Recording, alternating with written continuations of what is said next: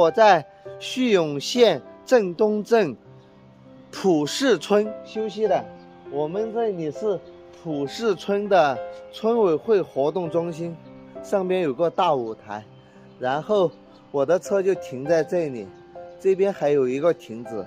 由于昨天下雨太大了，所以到这里就休息了。昨天也才行驶了150多公里，今天准备继续向前出发。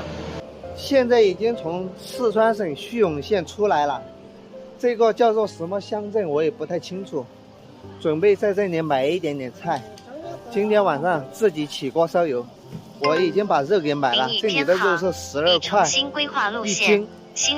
除了肉，可能还要买一些蔬菜，今天晚上才有吃的。我准备买一点这个折耳根去炒肉。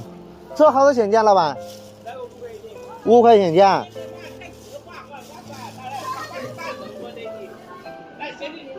今天晚上就搞一个肉炒折耳根。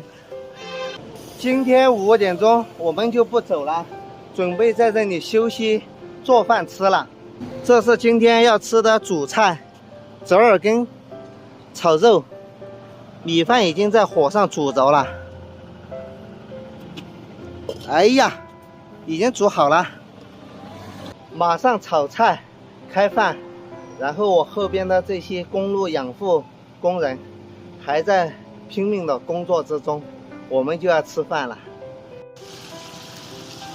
折耳根炒肉讲究的就是一个火候，先将肉炒到7分熟，再将折耳根放进去一起炒。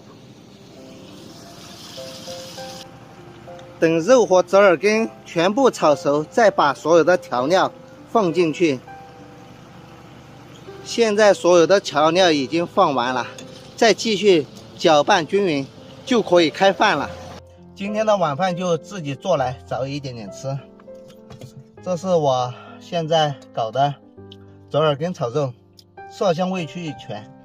这个肉里面带有那个折耳根的味道，非常的香。由于忘记买碗了，所以说我们就拿这个小铁锅将就吃一下。明天记得买碗，还要买2个盖。